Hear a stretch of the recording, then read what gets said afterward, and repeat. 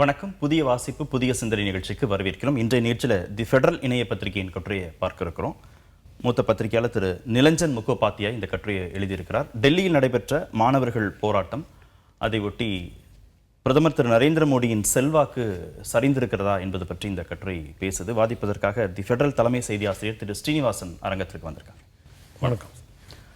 மாணவர்கள் போராட்டம் பற்றியும் அதனுடைய தாக்கம் பற்றியும் இந்த கட்டுரை பேசுது. 12 ஆண்டுகளில் இல்லாத அளவு இந்த முறை மாணவர்கள் போராட்டத்திற்கு மோடி அரசு செவிசாய்த்து பின்வாங்கியிருக்கிறாங்க அப்படின்னு சொல்றார் கட்டுரையாளர். உண்மையில் மாணவர்கள் போராட்டம் பாஜக அரசுக்கு, மோடி அரசுக்கு பின்னடைவா? ஆமாம், இது ஒரு மிகப்பெரிய பின்னடைவு. இதுவரைக்கும் இந்த மாதிரி ஒரு பின்னடைவு இந்த மோடி அரசு பார்த்ததில்லை. இதுக்கு முன்னாடியும் போராட்டம் நடந்திருக்கு. இதுக்கு முன்னாடியும் நீங்கள் டெல்லியில் ஒரு போராட்டம் நடந்திருக்கு, பார்டரில் நடந்திருக்குது. இது இவங்க நம்ம விவசாயிகளுடைய போராட்டம் உங்களுக்கு தெரிஞ்சிருக்கும், அதுவும் நடந்திருக்கு. மிகப்பெரிய போராட்டம், அதுவும் பல நாட்கள் நடந்தது. ஆனால் முதல் முறையாக இது ஒரு போராட்டம் தில்லியிலேயே நடந்து ஒரு 5 நாட்களுக்குள்ளே, ஏன்னா 20ஆம் தேதி இந்த கலவரம் நடந்தது, அங்கே பெருசாக வெடிச்சது. அவங்க ஒரு மாதமாக அங்கே உட்காந்துருந்தாங்க ஜந்தர் மந்தரில் உண்ணாவிரதத்தில். சில நபர்கள், அதில் வாங்சுக், சோனம் வாங்சுக்கும் இருந்தார். இவ்வளோ சீக்கிரமாக அதுக்கு ஒரு இது கொடுக்கறது, செவிசாய்ச்சு ஒரு கேபினட் மினிஸ்டர், ரொம்ப முக்கியமான ஒரு மினிஸ்டர், அவரை இது பண்ண செய்யறதுங்கிறது ஒரு மிகப்பெரிய ஒரு சக்ஸஸ் தான் போராட்டக்காரர்களுக்கு. பின்வாங்க வேண்டிய காரணம் என்ன வந்தது? வழக்கமாக அவங்க பின்வாங்க மாட்டாங்க, ஆனால் இந்த முறை பின்வாங்கி இருக்கிறாங்கன்னு கட்டுரையாளர் சொல்கிறார். பின்வாங்க வேண்டியதாக ஏன் போச்சுன்னா, ஒன்று அதில் இருக்கிற அந்த கலவரம் தான் அதுக்கு பெரிய ஒரு காரணம். அதில் நடந்த தடியடி, கட்டுரையாளரே சொல்கிறார் என்ன காரணம், பெரிய காரணம் இருக்கலாம். நீங்கள் பார்த்தீங்கன்னா எல்லாம் இந்த மத்திய வர்க்கத்தை சேர்ந்தவங்க. இந்த யார் மிகப்பெரிய ஆதரவாளர் இது வரைக்கும் ஆதரவு கொடுத்துருக்காங்களோ இந்த மோடி அரசுக்கு, அது மத்திய வர்க்கம் தான். அதுலேயும் அவங்களுடைய பாஜகவுடைய ஓட் பேங்க் அவங்க தான். அவங்களுடைய பிள்ளைகளே அதில் நிறைய பேர் இருந்திருக்காங்க. அது ஒரு பெரிய விஷயம். ரெண்டாவது அது ஒரு சோஷியல் மீடியா வெளிச்சத்தில் நடந்திருக்கு. அதில் வர ரீல்ஸும் அதில் வர பலவிதமான விமர்சனங்களும் அதை அவங்களால தவிர்க்க முடியல. இதுக்கு பிந்தைய நீங்கள் பார்த்துட்டுனா மற்ற நிகழ்வுகளில் ஒரு ஒடுக்குமுறையில் கொண்டு வர முடிஞ்சது. நீங்கள் இந்த போராட்டத்தை பாருங்கள். முதல் 20 நாள் டெல்லியில் நொய்டா சேனல்ஸ் அப்படின்னு சொல்லுவாங்க, தில்லிக்கு அருகாமையில் உள்ள நொய்டா சிட்டிலேருந்து வர சேனல்ஸ்லாம் அங்கே தான் அவங்களுடைய ஹெட் குவார்ட்டர்ஸ். அது அவங்க வெளிச்சத்தில் கொண்டே வரல. 20 நாள் ஒரு கவரேஜும் கொடுக்கல அவங்களுக்கு. அது சோனம் வாங்சுக் வந்த பிறகு அதில் ஒரு அவருடைய இக்கட்டான ஒரு நிலைமை அவருடைய மாறிய பிறகு தான் கொஞ்சம் வர ஆரம்பிச்சது. பெருமளவு இண்டிபெண்டன்ட் ஜேர்னலிஸ்ட் தான் அதில் அவங்க தான் அதிக பங்களிப்பு கொடுத்துருக்காங்க. அவங்க தான் பெரிய பங்களிப்பு. ஆனால் இந்த போராட்டத்துக்கு அப்புறம் அவங்க நிலைமை மாறிடுது. அவங்களுக்கும் களத்தில் இறங்கி வர வேண்டியதாக போயிடுது. அப்புறம் பல நிகழ்வுகள் நடந்திருக்கு. எப்படி பெண்களை, சின்ன பெண்களையும் எப்படி அதில் அடிச்சிருக்காங்க.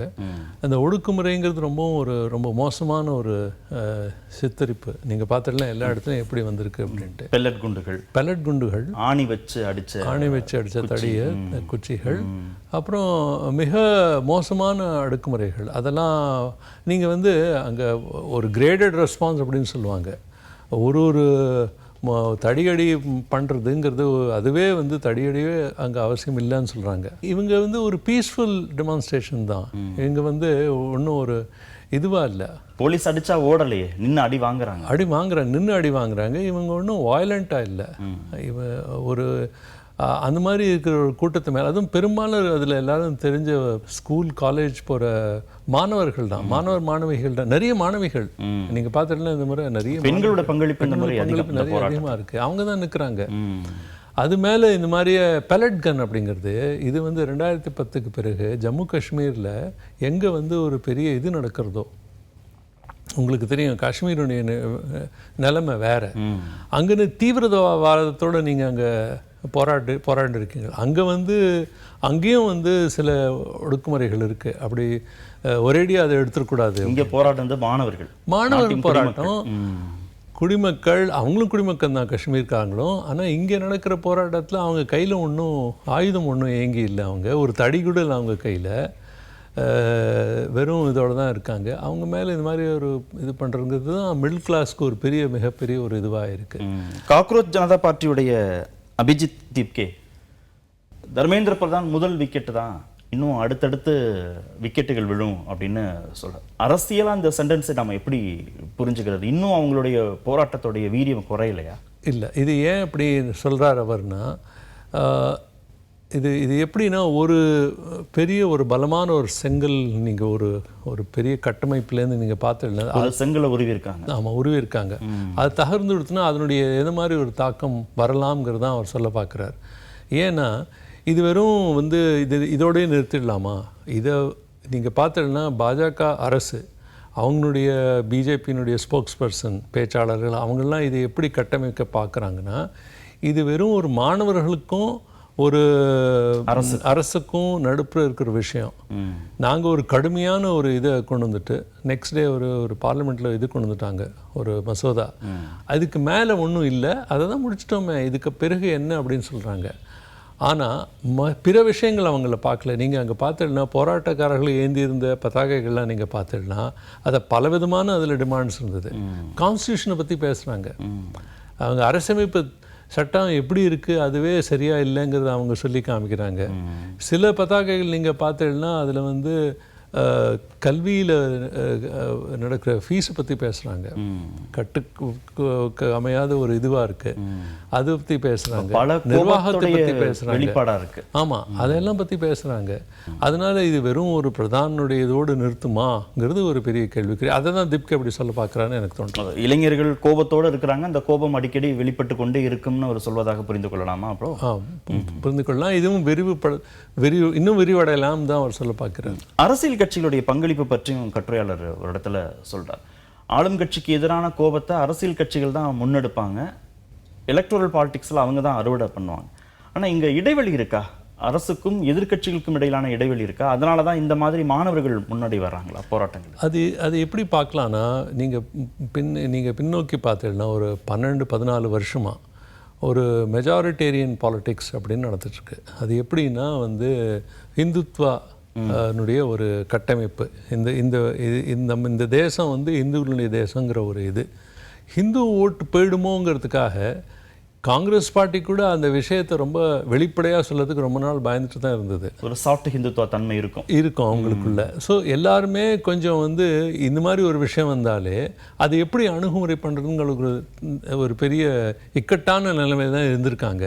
அதனால் நீங்கள் இவ்வளோ விஷயம் இருந்தபோது கூட இவங்களால அந்த குரல் ஒரு ஆப்போசிஷன்னால எதிர்க்க முடியல. ஆனால் இந்த விஷயத்தில் இது வேறு விதமான ஒரு விஷயம். இதை நீங்கள் கம்யூனலைஸ் பண்ண முடியாது, ஹிந்து முஸ்லீம்னு சொல்ல முடியாது. இது மாணவர்கள் சார்ந்த விஷயம். அவங்களுடைய உரிமையை அவங்க கேட்குறாங்க. என்ன சொல்கிறாங்க? அவங்க ஒன்றும் நீங்கள் பதவி கொடு, எனக்கு காசு கொடு, பொருள் கொடு, அதெல்லாம் ஒன்றும் சொல்லலையே. முறைகேடு இல்லாமல் தேர்வு நடத்துங்க, தேர்வு ஒழுங்காக நடத்துங்க, உங்கள் வேலை அது, நாங்கள் படிக்கிறோம், இவ்வளோ ஹார்ட் ஒர்க் பண்ணுறோம், தேர்வு இவ்வளோ இதுக்கப்புறம் கொடுக்குறோம், அதனுடைய ரிசல்ட்டே திருடி போச்சுன்னா திருடித்துனா நாங்கள் என்ன பண்ணுவோங்க தான் அதை தான் சொல்கிறாங்க. இந்த மாதிரி ஒரு நிலைமையில் அரசு என்ன பண்ண முடியும்? இதுதான் அதனால் முன்னிலைப்படுத்த பிறகு எந்த விஷயம் எதிர்கட்சிகள் பேச முடியலையோ அதை அவங்க பேசி அதுக்கு அவங்களுக்கு ஒரு நல்ல ஒரு சக்ஸஸும் கிடச்சிருக்கு. சிஜேபி மாதிரியான புதிய அமைப்புகளை பார்த்து ஆளும் கட்சி பயப்படணுமா, எதிர்கட்சிகள் பயப்படணுமா?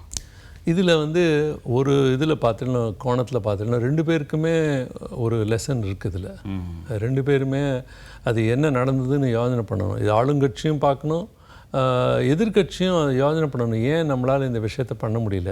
இவ்வளோ கோபம் இருந்திருக்க மக்களுக்குள்ள எதிர்கட்சியுடைய வேலை என்ன? அரசு எதை வேலையை சரியாக செய்யலையோ அதை சுட்டி காமிச்சு அதை சரி பண்ணுறது தானே அவங்களுடைய ஒரு பெரிய ஒரு பல முறை பல அமைச்சர்கள் ராஜினாமாவை எதிர்கட்சிகள் கோரி இருக்கிறாங்க. ஆமாம். ஆனால் ஆளுங்கட்சி செவி சாய்த்ததே இல்லை. ஆமாம். ஆனால் மாணவர்கள் போராட்டத்துக்கு அவங்க செவி சாய்த்திருக்காங்க.